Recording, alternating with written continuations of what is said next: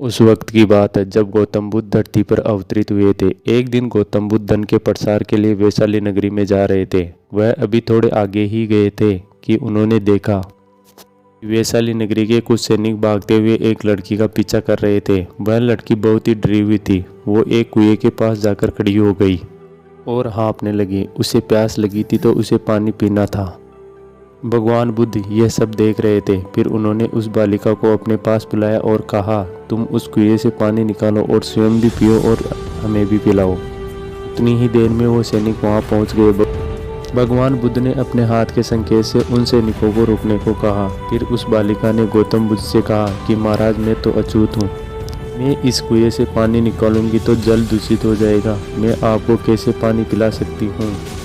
भगवान बुद्ध ने उसे फिर से कहा, बेटी, मुझे बहुत जोर से प्यास लगी है, पहले तुम मुझे पानी पिलाओ। उसी वक्त वहाँ के राजा पहुँच गए। उन्होंने बुद्ध को नमन किया और सोने के बर्तन में पानी देते हुए कहा, महाराज, ये लीजिए, केवड़े एवं गुलाब का सुगंधित पानी आपके लिए है। लेकिन बुद्ध ने उस पानी को लेने से इनकार कर दिया और कहा, हम इस बालिका से पानी पिएंगे।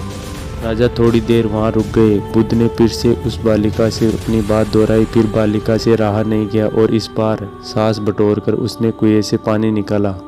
फिर पानी स्वयं भी पिया और बुद्ध को भी पिलाया। फिर पानी पीने के बाद बुद्ध ने बालिका से पूछा, पुत्री, तुम इतनी डरी हुई क्यों है? तुम्हें किससे भय है? फिर बालिका ने पूरी बात बताई कि मुझे राजा के दरबार में गाने का अवसर मिला था। मैंने गीत गाते हुए नृत्य किया।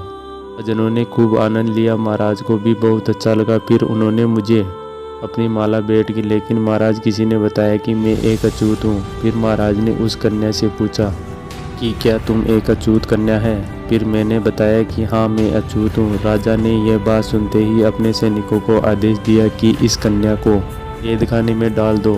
मैं किसी तरह वहाँ से बचकर यहाँ तक पहुँची थी तो आप मुझे यहाँ मिल गए। बुद्ध ने पास में खड़े राजा से कहा कि सुनो राजन, मैं चाहता हूँ कि मेरी इस बात को आप सदैव याद रखें कि किसी भी इंसान की पहचान उसके धर्म या जाति से नहीं पर उसके गुणों या कर्मों से की जाती है। जिस बालिका के मधुर कंठ से निकले गीत और नृत्य का आप सबने आनंद उठाया, उसे पुरस्कार दिया।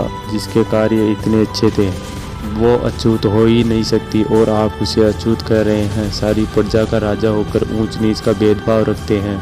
राजन, यहाँ पर नीची सोच और छोटे कार्य करके अछूत होने का परिचय तो आपने दिया है, इसलिए मेरी नज़रों में वह कन्या नहीं बल्कि आप अछूत है। वैशाली नरेश को अपने इस कार्य से घृणा होने लगी और बहुत पछतावा हुआ। फिर वह बुद्ध के चरणों में गिर पड़े और क्षमा मांगने लगे और कहा, आपकी इस बात में सहमत हूँ और सदैव याद रखूंगा। फिर वहाँ से चले गए।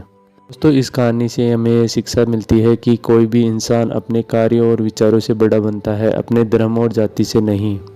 ऐसे छोटे विचार रखकर खुद को अछूत ना बने, बल्कि ऊंच नीच का भेदभाव भूलकर एक अच्छे मानवता का परिचय दे।